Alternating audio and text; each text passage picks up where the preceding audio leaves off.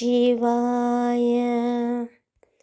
குரோதி ஆண்டு மார்கழி மாதம் 14ஆம் நாள் திருவெம்பாவை 14ஆம் பாடலை பார்ப்போம்.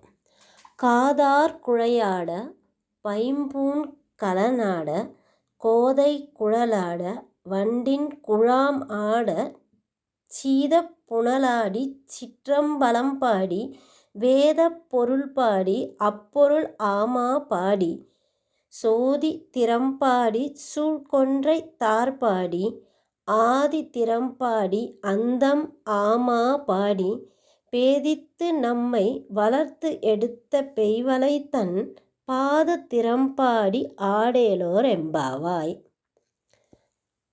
14வது நாளான் என்று மாணிக்கவாசகர் பக்தியில் தாங்கள் எவ்வாறு சிவபெருமானை வணங்குகின்றனர் என்று கூறுகிறார். எவ்வாறெல்லாம் அந்த பெண்கள் பாடுகிறார்கள் சிவபெருமானை என்று பாருங்கள். காதார் குழையாட, அவர்களுடைய காதில் அணிந்திருக்கும் அந்த குண்டலங்கள் கம்மல் இருக்கிறது அல்லவா, அதெல்லாம் ஆடுகிறதாம். அவர்கள் தலையசைத்து பாடுவதை பார்த்து பைம்பூண் கலனாட, அவர்கள் அணிந்திருக்கும் நகைகள் எல்லாம் கூட ஆடுகின்றன.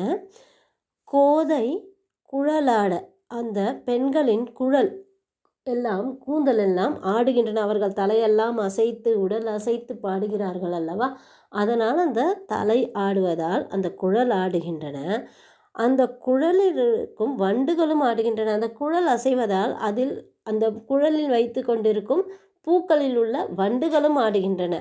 கோதை குழலாட வண்டின் குழாமாட சீத புனலாடி சிற்றம்பலம் பாடி, அந்த சிவபெருமான் சிற்றம்பலத்தில் இருக்கும் அந்த சிவபெருமானை பாடி அவர்கள் பாடுகின்றனர்.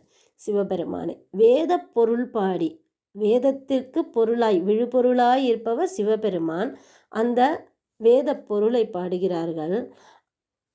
அப்பொருள் ஆமா பாடி சோதி திறம் பாடி, அவரை எந்த வடிவில் பாடுகிறார்கள் என்றால் ஜோதி வடிவாய் இருந்தார் அல்லவா, விண்ணுக்கும் மண்ணுக்கும் பாதாள உலகத்திற்கும் அவர் ஜோதி வடிவாய் இருந்தார். அந்த ஜோதி வடிவத்தை பாடுகிறார்கள்.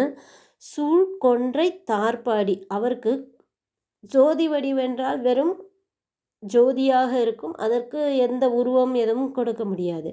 ஆனால் கொன்றை மலர் யாருக்கு அணிவிக்க முடியும்? அந்த உருவம், சிவபெருமான் உருவம் கொண்டு அந்த உருவத்திற்கு மாலை அணிவித்தும் பாடுகிறார்கள். உருவம் இல்லாமலும் பாடுகிறார்கள், உருவம் கொண்டும் பாடுகிறார்கள்.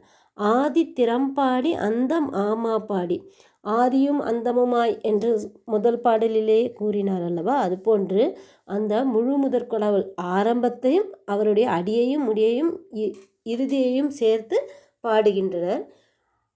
அவர் பேதித்து நம்மை வளர்த்தெடுத்து பெய்வளைத்தன் பாத திறம்பாடி, அந்த சிவபெருமானை நாம் பாடும்போது நமக்கு பக்தியினால் என்ன கொடுக்கிறார் என்றால் நம்மை பேதித்து, அதாவது நமக்கு பாகுபாடு பண்ண தெரிகிறது. இது நல்லது, இது கெட்டது, இது பாவச் செயல், இது புண்ணிய செயல் என்ற அந்த அறிவை நமக்கு கொடுத்து நம்மை வளர்த்தெடுக்கிறார்.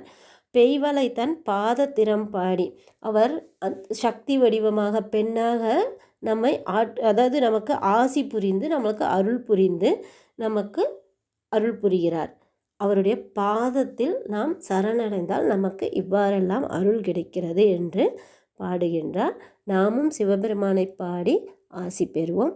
ஓம் நமக் சிவாய.